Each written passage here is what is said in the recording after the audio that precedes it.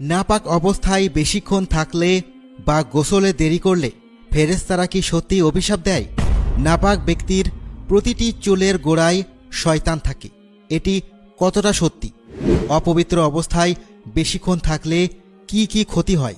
একজন মুসলমান হিসেবে এগুলো জানা আমাদের অবশ্যই প্রয়োজন, তাই ভিডিওটি শেষ পর্যন্ত দেখতে থাকুন। প্রিয় ভাই ও বোনেরা, আপনারা কি চান না যে আল্লাহ তাআলা আপনাকে ভালোবাসুন? পবিত্রতা অর্জনই যথেষ্ট কারণ আল্লাহর ভালোবাসা লাভের জন্য। আল্লাহ তাআলা বলেছেন, নিশ্চয় আল্লাহ তওবাকারীদের এবং পবিত্রতা প্রিয়দের ভালোবাসেন। আমাদের মধ্যে এমন কে আছে যে পূর্ণ ঈমান অর্জন করতে চায় না? আপনি কি প্রিয় নবী সাল্লাল্লাহু আলাইহি ওয়াসাল্লামের এই কথা বিবেচনা করেছেন? পবিত্রতা ঈমানের অর্ধেক। পবিত্রতা কিছু ইবাদতের শর্ত, যেমন সালাত ও তাওয়াফ। মুসলিমরা অন্যদের থেকে পরিচ্ছন্নতা ও পবিত্রতায় আলাদা। ইসলাম আমাদের পবিত্রতার নির্দেশ দিয়েছে এবং এটি বাধ্যতামূলক করেছে যেন আমরা আল্লাহ তাআলার ফরজকৃত ইবাদতগুলো যথাযথভাবে পালন করতে পারি। মুসলিমদের জন্য উচিত, যারা আল্লাহর ভালোবাসা অর্জন করতে চায় তারা যেন সব সময় পবিত্র থাকে।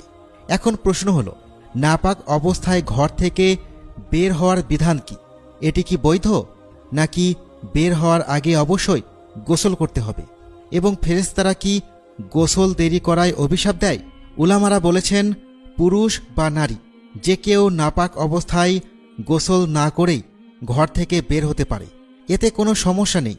এই বিষয়ে হাদিসে বর্ণিত হয়েছে, আবু হুরায়রা রাদিয়াল্লাহু তাআলা আনহু বলেছেন, নবী সাল্লাল্লাহু আলাইহি ওয়াসাল্লাম একদিন মদিনার এক রাস্তায় তাকে পেলেন।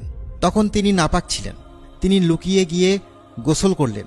পরে নবী সাল্লাল্লাহু আলাইহি ওয়াসাল্লাম তাকে খুঁজে পেয়ে বললেন, তুমি কোথায় ছিলে হে আবু হুরায়রা? তিনি বললেন, ইয়া রাসূলুল্লাহ, আমি নাপাক অবস্থায় ছিলাম, তাই আপনার সঙ্গে বসতে সংকোচ বোধ করেছি। তখন নবী সাল্লাল্লাহু আলাইহি ওয়াসাল্লাম বললেন, সুবহানাল্লাহ, মুমিন অপবিত্র হয় না। তবে নাপাক অবস্থায় সালাতের সময় কাজা হওয়ার মতো দীর্ঘ সময় গোসল দেরি করা বৈধ নয়। আর নবী সাল্লাল্লাহু আলাইহি ওয়াসাল্লাম থেকে এই বিষয়ে কোনো প্রমাণ নেই যে ফেরেশতারা নাপাক ব্যক্তিকে প্রতিটি পদক্ষেপে অভিশাপ দেয় বা তারা তখন পর্যন্ত অভিশাপ দেয় যতক্ষণ না সে গোসল করে। এমনকি এই কথাটিও প্রমাণিত নয় যে নাপাক ব্যক্তির প্রতিটি চুলের নিচে শয়তান থাকে। তবে নবী করিম সাল্লাল্লাহু আলাইহি ওয়াসাল্লাম বলেছেন, ফেরেশতারা নাপাক ব্যক্তির কাছে আসে না যতক্ষণ না সে গোসল বা ওযু করে। শাফেঈ ও হাম্বলী ফকিরা বলেছেন, নাপাক ব্যক্তি যদি খেতে, ঘুমাতে বা পুনরায় মিলনের ইচ্ছা করে তবে তার জন্য ওযু করা মুস্তাহাব, আর যে কোনো কাজে হাত দেওয়ার আগে ওযু করা উত্তম। তাই যখন কেউ নাপাক অবস্থায় থাকে তখন যত দ্রুত সম্ভব পবিত্র হওয়া উচিত। তবে প্রয়োজনীয় কাজে নাপাক অবস্থায় ঘর থেকে বের হওয়া বৈধ এবং এতে কোনো সমস্যা নেই। গোসল তৎক্ষণাৎ করা ফরজ নয়, তবে ফাকিহদের মতে দেরি না করাই উত্তম। গোসল ছাড়া নাপাক অবস্থায় সালাত, তাওয়াফ, মসজিদে অবস্থান, কোরআন পাঠ এবং কোরআন স্পর্শ করা নিষিদ্ধ। তবে এর বাইরে কোনো কাজে সমস্যা নেই।